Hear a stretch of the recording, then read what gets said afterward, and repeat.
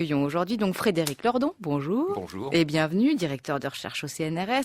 Disons économiste philosophe, puisque vous êtes venu en septembre dernier pour parler de la société des affects, pour un structuralisme des passions au seuil, qui était plutôt un essai qui tirait vers la philosophie, et que vous revenez là, en ce mois d'avril, pour nous parler de la malfaçon, monnaie européenne et souveraineté démocratique qui paraît aux éditions Les Liens qui libèrent, et qui d'une certaine façon, même si ça me fait dire que vous n'arrêtez pas d'écrire, vous permet de remettre une casquette, disons, plutôt d'économiste, même si c'est un économiste très engagé politiquement, et nous allons y revenir dans un instant.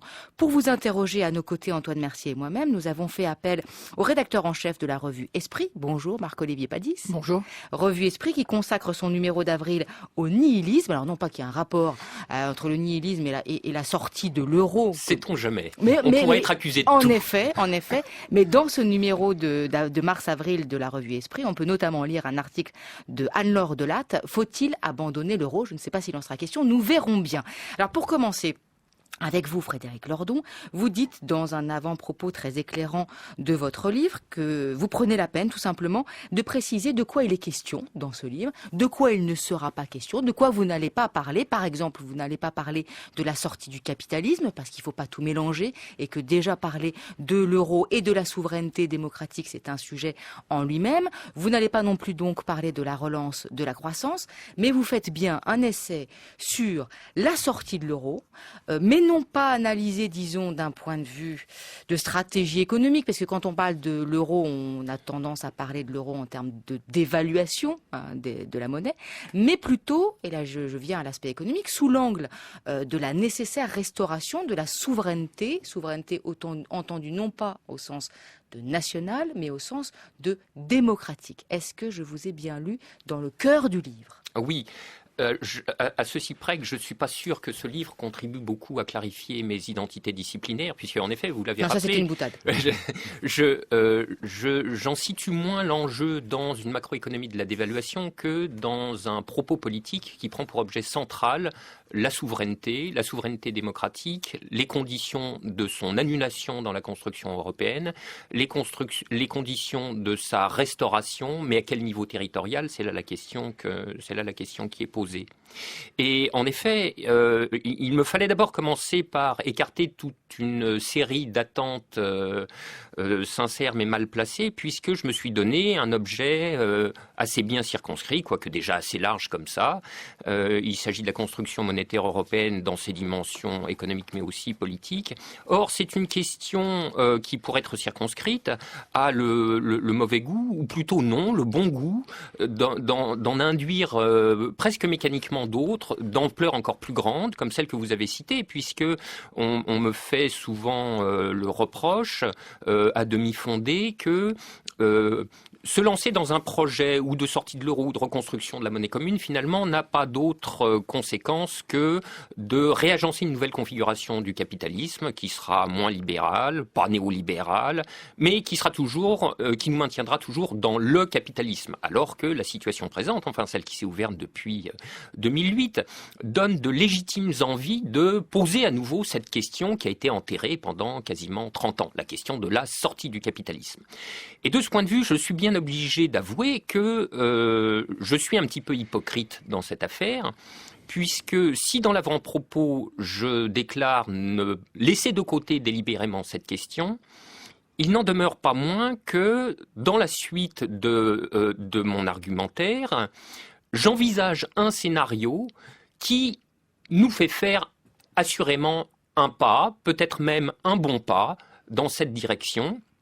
C'est le scénario qui se livre à une instrumentation politique du défaut sur la dette, donc pas seulement pour ses propriétés si vous voulez, de réouverture des degrés de liberté de la politique économique, mais parce que le défaut sur la dette souveraine, qui est un événement potentiellement cataclysmique, a la propriété de mettre par terre le système bancaire et financier international, exactement de la même manière que la finance privée s'y était prise toute seule, avec les subprimes en 2008, et ceci alors même que, là pour le coup, on l'a remise sur les rails sans la moindre contrepartie et les mêmes sont repartis pour un tour, c'est-à-dire pour un nouveau round de bamboula. Je veux dire, donc, la prochaine crise financière nous pend au nez comme un sifflet de rond et ça n'est pas dans les pathétiques manœuvres de la Commission européenne à base d'union bancaire ou de directives Barnier, etc., qu'on va trouver le moindre salut ou le moindre motif d'échapper à la prochaine crise financière, qui se reviendra quand, ça, on n'en a pas la moindre idée, évidemment. Frédéric Lordon, ça c'est un des scénarios que vous envisagez dans un livre qui comprend 2 parties. D'abord, impasse de l'Europe, puis en sortir. Donc on peut éventuellement suivre ce plan-là si Antoine et si Marc-Olivier Padis en sont d'accord. Mais une question, puisque au cœur de votre livre, il y a quand même l'idée de la confiscation de la liberté de manœuvre des États-nations en matière de politique économique. Pourquoi cela passe-t-il par l'euro? Pourquoi l'euro, en tant que monnaie unique, est-il ou est-elle, puisque c'est la monnaie, en cause? Et seul en cause? J'aurais tendance à vous de poser ça comme question d'abord. L'euro n'est pas seul en cause et c'est une précaution que je fais à plusieurs reprises dans ce livre, dont je dis qu'il est un programme des conditions nécessaires, par opposition aux conditions suffisantes. Mais l'euro est en cause à ce titre, assurément. Pour saisir la différence entre conditions nécessaires et conditions suffisantes, il faut repartir d'une objection que j'entends souvent également, et qui m'oppose que les principes de politique économique qui régissent la monnaie unique européenne étaient déjà à l'œuvre dans les économies nationales avant l'euro, depuis un certain temps, depuis la fin des années 80 et le début des années 90. Ça s'appelait en France la désinflation compétitive. Les banques centrales commençaient à être rendues indépendantes tout autour de la planète, etc., etc. À ceci près que la construction européenne fait faire un pas considérable à cet état des choses et lui fait franchir le seuil de la différence qualitative en, je le répète, inscrivant ces principes dans des textes à valeur constitutionnelle, c'est-à-dire les traités, c'est-à-dire en les éloignant autant que possible des processus de la délibération démocratique ordinaire, laquelle suppose que tout puisse être tout le temps rediscuté. Or, de ces principes, on ne peut notoirement plus discuter. Alors vous expliquez bien dans le livre d'où vient cette externalisation, si je puis dire, de la politique sur l'économie. C'est une exigence allemande puisque l'Allemagne n'aurait accepté de céder sa monnaie, on va dire, ou d'accepter de faire jeu commun sur le plan monétaire qu'à la condition que, précisément, les politiques économiques de chaque pays soient bien encadrées.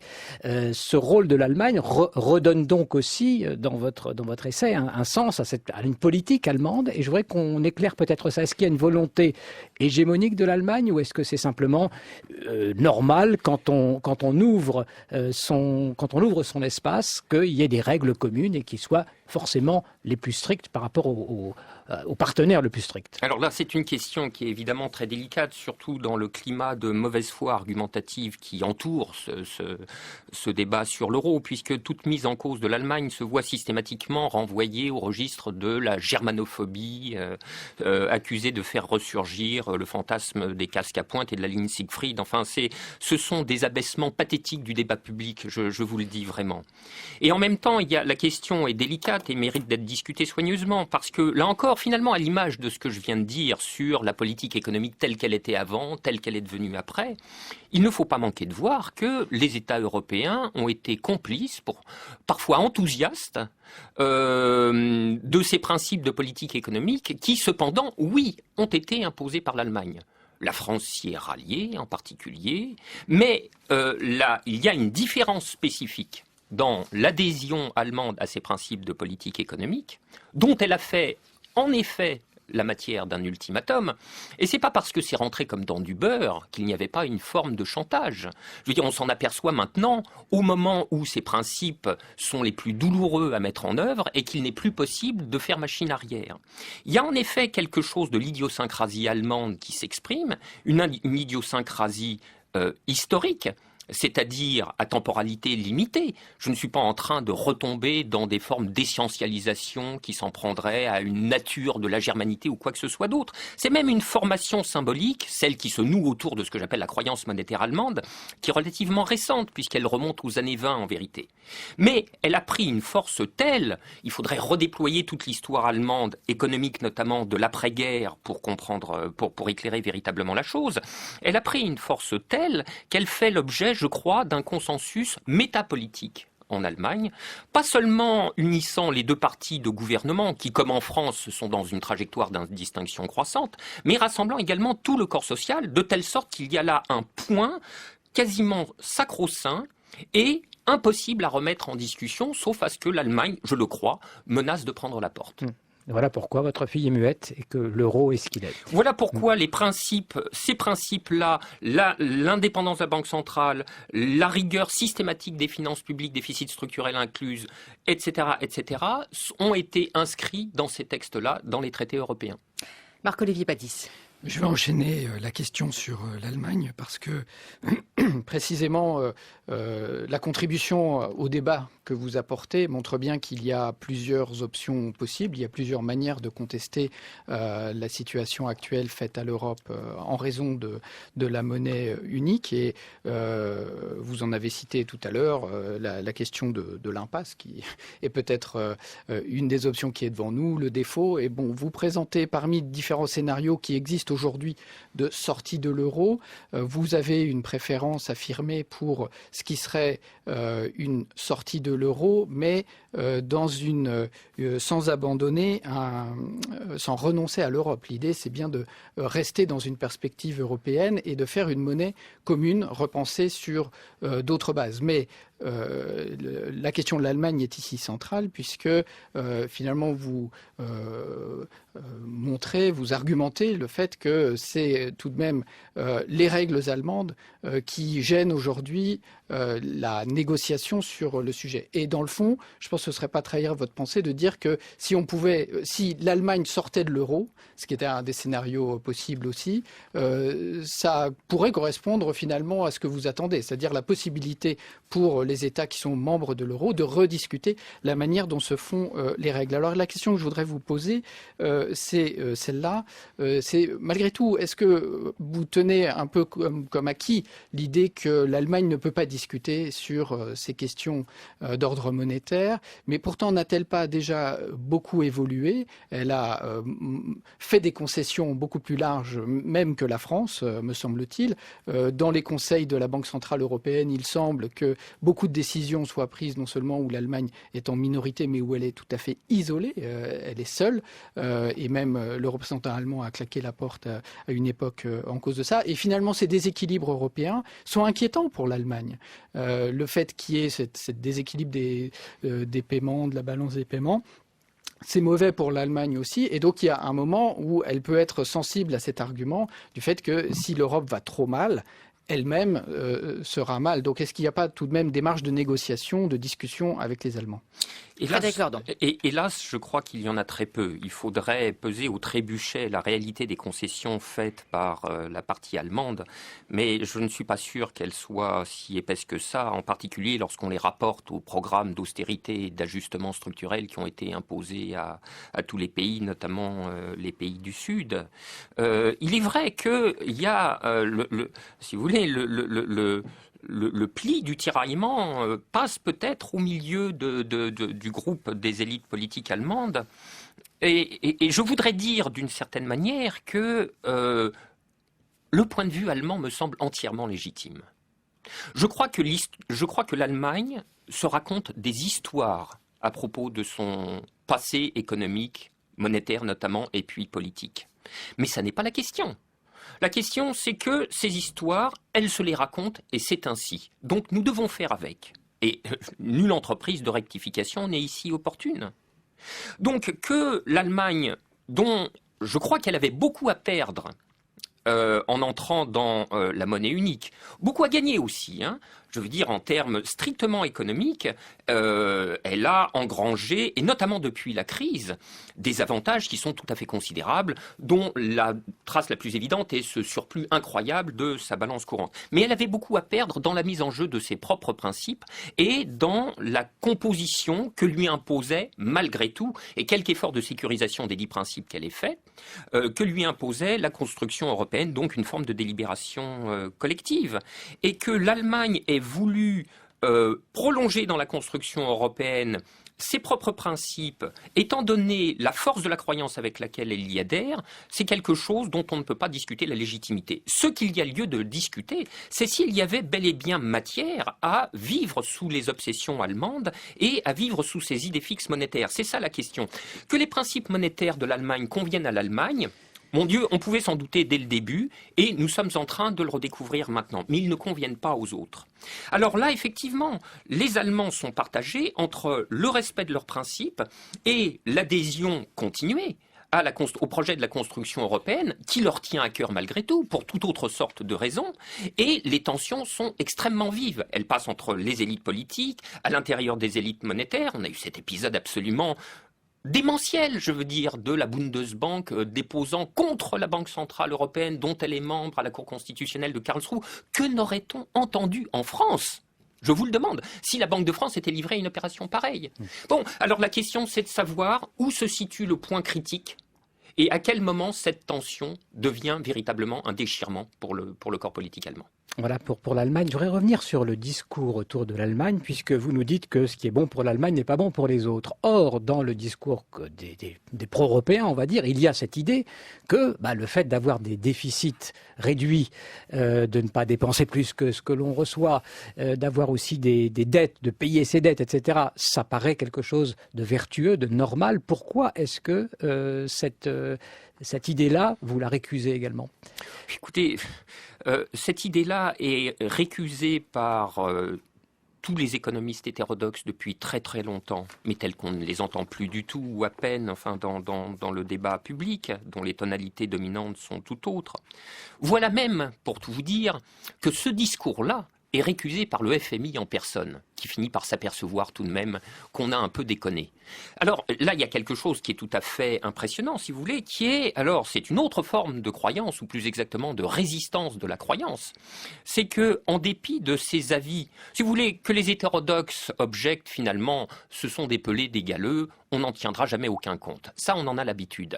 Mais qu'une autorité symbolique aussi consacrée, vous entendez tous les guillemets que je mets à ça, comme le FMI, finisse par douter lui-même de ses propres préconisations et des principes par lesquels on fait crever à petit feu les peuples européens, alors là, normalement, c'est quelque chose qui devrait susciter une forme ou une autre de désarmement. Et pourtant, le discours se maintient, n'est varié tour, et il procède, mais moi je me souviens, et il se trouve que j'ai été prof à Sciences Po il y a très très longtemps, expérience singulière, je vous assure, et que, à l'encontre de tout ce que je défendais intellectuellement, je conseillais à mes étudiants de rédiger la célèbre dissertation en 2 parties sur le plan suivant. Première partie, pourquoi c'est nécessaire. Deuxième partie, pourquoi c'est bon. Et on n'en a toujours pas bougé. C'est atterrant. Marc-Olivier Padis. Alors, ce que vous demandez, c'est une réouverture du débat démocratique sur ces enjeux économiques. Mais ce que je n'arrive pas à bien saisir dans la présentation, je vois très bien en quoi le fait de sortir de la monnaie unique et de construire une monnaie commune obligerait à remettre sur la table un certain nombre d'arbitrages politiques et donc engendrerait une très grande discussion politique sur le périmètre, les bons niveaux, etc. Mais une fois créée une nouvelle monnaie commune. Vous dites bien qu'il faudrait évidemment des règles de fonctionnement, que ces règles auraient un statut de la monnaie unique, par définition. Différentes de celles qu'on a aujourd'hui, mais il n'y aurait pas moins de règles et elles ne seraient pas moins contraignantes, simplement elles auraient été délibérées en amont autrement. Mais dans le fond, une fois ces règles établies, la conduite de la politique économique au sens même conjoncturel ou même stratégique échapperait à la délibération démocratique. Donc il y aurait un moment démocratique et puis après, finalement, on retombe sur du pilotage de conjoncture. Donc en quoi est-ce que pour vous, c'est vraiment un outil qui changerait la délibération démocratique. De la même façon que l'euro pourrait concentrer, comme vous l'avez dit au début de cette émission, Frédéric Lordon, tous les mots ou tout partie des mots de l'Union européenne aujourd'hui, en quoi, effectivement, une monnaie commune nouvelle permettrait d'être les conditions pour que l'Europe redevienne un espace politique ou devienne un espace politique démocratique, selon vos vœux? Deux questions assez différentes et aussi substantielles l'une que l'autre. Mais là, vous avez tout à fait raison, et en effet, je ne pouvais pas le cacher. Il entre dans l'idée même d'une communauté de politique économique de se donner des règles, c'est-à-dire des principes qui encadrent la conduite des politiques économiques nationales, tout simplement parce que une communauté est par principe reconduite à ce problème que les économistes appellent les externalités, c'est-à-dire le fait qu'une certaine initiative d'une des parties a des répercussions sur les autres parties et sur le tout, et des répercussions que les autres parties n'ont pas souhaitées. Je veux dire, c'est ça qui a été au principe, en tout cas formellement parlant, qui a été au principe des règles du traité de Maastricht et de tous les pactes additionnels qui ont suivi. Donc, il semblerait que d'un ensemble de règles à l'autre, on n'ait pas fait un très grand progrès. Alors là, je vais vous faire ma réponse et je vous prie de m'excuser, mais vous allez la trouver parfaitement outrecuidante. Tant pis, je n'hésite pas. Pourquoi est-ce que je défends ces règles contre les autres ? Parce que ces règles sont bonnes et que les autres sont mauvaises, tout simplement. Alors après, on peut rentrer dans la discussion proprement macroéconomique, ça serait toute une affaire. Donc je ne nie absolument pas que nous ayons besoin de règles pour vivre en monnaie commune, mais je dis que ces règles seront infiniment meilleures que celles sous lesquelles nous vivons actuellement. Et j'ajoute au surplus que leur révision, sans doute liée à la réécriture ou à la reformulation de textes qui auraient la nature de traités, cette révision serait cependant plus aisée que ce à quoi nous avons affaire actuellement, pour des raisons, je dirais, de plus grande homogénéité, ou disons pour des raisons de détente doctrinale et idéologique. C'est-à-dire, nous n'aurions pas une espèce d'abcès de fixation et de point dur, de point de résistance, comme celui qui est posé par l'Allemagne actuellement. Et je ne dis pas que ça rend les choses entièrement fluides, réversibles et tout à fait aisées, mais relativement parlant, ça les rend tout de même plus faciles. Marc-Olivier ? Je voudrais m'éloigner juste un instant de cette question de l'euro et revenir à la question de la souveraineté, puisque et de l'espace européen par rapport à l'espace national, puisque un de vos éléments d'argumentation, c'est de dire que les déséquilibres aujourd'hui qui existent au niveau de l'Europe sont difficiles à contrebalancer parce qu'il n'y a pas suffisamment de solidarité entre pays européens et que le bon espace de la solidarité, enfin le véritable espace de la solidarité, de facto, sans jugement de valeur, aujourd'hui, c'est plutôt l'État-nation. C'est là qu'on accepte les transferts, notamment sociaux, qui compensent les inégalités territoriales, les déséquilibres territoriaux d'un endroit du territoire à l'autre. Mais en même temps, aujourd'hui, on voit ces difficultés se situer aussi à l'échelle nationale, c'est-à-dire qu'on voit de plus en plus de revendications d'éclatement ou d'égoïsme simplement à l'intérieur des États. Donc je pense à la revendication catalane en Espagne, aux tentations sécessionnistes de l'Italie du Nord, à la Belgique bien sûr, à l'Écosse par rapport au Royaume-Uni. Donc plus généralement, est-ce qu'il ne vous semble pas que cette question de la solidarité est posée non seulement à l'échelle européenne, mais aussi aujourd'hui à l'intérieur des États ? Frédéric Lordon. Je crois que la solidarité est la plus mauvaise façon de poser ce problème-là. Car c'est une manière de formuler la question dont je trouve qu'elle a la mauvaise propriété de substituer de la morale à de la politique. En même temps, il y a un vrai symptôme autour de ces problématiques de la solidarité intra-européenne ou intranationale. Vous auriez même pu ajouter l'Allemagne dans votre liste de pays où des tensions de cette nature se font également connaître. En effet, ce qui fait le propre d'une communauté politique authentique, c'est que les transferts financiers qui doivent s'y opérer à des fins de péréquation sont démoralisés, et démoralisés au moyen d'un procédé qui est toujours le même, qui est l'institutionnalisation. C'est l'institutionnalisation qui politise les transferts et qui les démoralise, c'est-à-dire qui les retire à une espèce de bonne volonté, altruiste, etc., dont on connaît parfaitement les limites. Bien sûr, ça n'empêche pas que la chose demeure objet de discussion. Elle le demeure, mais au travers des procédés institutionnels qui sont au principe de l'établissement de la loi de finances. Donc ces choses-là sont intrinsèquement politiques et doivent l'être. Faute de l'être, nous assistons typiquement à ce débat qui ravage l'Union européenne, dans lequel on fustige la paresse des uns, entendez les Grecs, l'égoïsme des autres, entendez les Allemands qui ne veulent pas payer pour les paresseux, et le débat sombre dans la moralisation. Cette résurgence du thème de la moralisation, et y compris à l'intérieur des pays, me semble en revanche être un symptôme. C'est un symptôme de ce que la cohérence politique des États-nations est en train de se défaire. À partir du moment où on réimporte toutes ces problématiques des transferts dans le registre discursif de la morale, de l'égoïsme, de l'altruisme, etc., alors je crois que c'est un très mauvais signe. C'est que quelque chose est en train de se décomposer. Il est presque 13h20, Frédéric Lordon. Il faut que vous nous disiez quand même comment ça se passe quand on sort de l'euro. Si on sortait de l'euro, dans votre livre, il y a un vrai scénario. Ça sera intéressant peut-être de vous entendre sur ce point, puisqu'on nous annonce que ça serait catastrophique. Oui, alors ce qui est toujours curieux, c'est que mais enfin, je suppose que c'est un biais caractéristique de la vie passionnelle, aussi bien individuelle que collective. On est toujours plus effrayé par les catastrophes inconnues que par les catastrophes connues. Dieu sait que la situation présente mérite bien le qualificatif de catastrophique, mais on s'y est fait progressivement et donc on en a pris l'habitude et on la souffre avec résignation. Je ne suis pas en train de vous dire que la sortie de l'euro serait une promenade de santé. Ça ne le sera pas. Ça pourrait l'être si, dans un seul scénario, qui me semble le moins probable, dans lequel les gouvernements européens, concertés et coordonnés, déclareraient solennellement, notamment à la phase des marchés, nous avons fait le bilan de cette construction historique. Elle s'est avérée erronée. Les peuples en ont plus souffert que tiré les bénéfices. De nous-mêmes et tous ensemble, nous décidons de la défaire. Et alors là, donc on annule les traités. On annule les traités. Ça aurait un effet absolument, en tout cas on annule la partie proprement monétaire des traités. Ça aurait un effet considérable sur la finance qui est spectatrice de tout ça et qui est, étant spectatrice, également actrice de toutes les turbulences qui s'en suivent. Bon, mais ce scénario n'est pas le plus probable. Alors une sortie unilatérale ou à quelques pays, cette sortie forcément tanguera. Elle tanguera parce que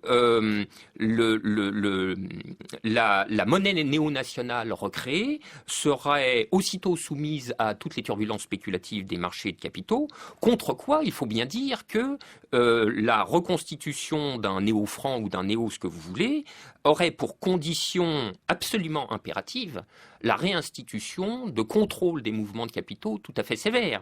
Car il faut bien voir que ça, là aussi c'est un point dur. C'est possible ça, c'est possible de contrôler les capitaux. Mais évidemment, je veux dire, on m'oppose que on ne parvient pas à les contribuer totalement et que l'innovation financière est suffisamment rusée pour finir par les contourner. Mais c'est comme si on opposait l'évasion fiscale au principe de l'impôt. On sait très bien que l'impôt fuit et part de sérieux trous. Et pour autant, on n'y renonce pas. Donc un contrôle des capitaux imparfait vaut mieux que pas de contrôle des capitaux du tout. Et ce qu'il faut bien voir, c'est que là, il y a un point de bifurcation qui est décisif entre ceux qui l'acceptent et ceux qui ne l'acceptent pas. Car ne pas l'accepter, c'est continuer de se soumettre à ces forces absolument gigantesques, et il faut le dire, folles alliées, des investisseurs institutionnels. Alors, folles alliées, quoique armés d'une rationalité, mais qui est la leur, la rationalité de leurs propres intérêts. Et il va sans dire que tout projet politique de reconstitution d'une zone qui aurait pour intention explicite de se soustraire à leur empire ne serait pas accueilli très favorablement de leur part. C'est la raison pour laquelle ce contrôle des capitaux serait absolument impératif. Il s'en suivrait d'autres choses comme décision à propos d'un défaut partiel et dans quelle quantité sur la dette publique, réarmement d'une banque centrale qui ne soit plus indépendante et qui cependant ne soit pas totalement dans la main du gouvernement, etc. etc. État autoritaire alors. Ah voilà, faudrait-il. Mais voilà, c'est ça. Mais là, je reconnais bien là le provocateur roué.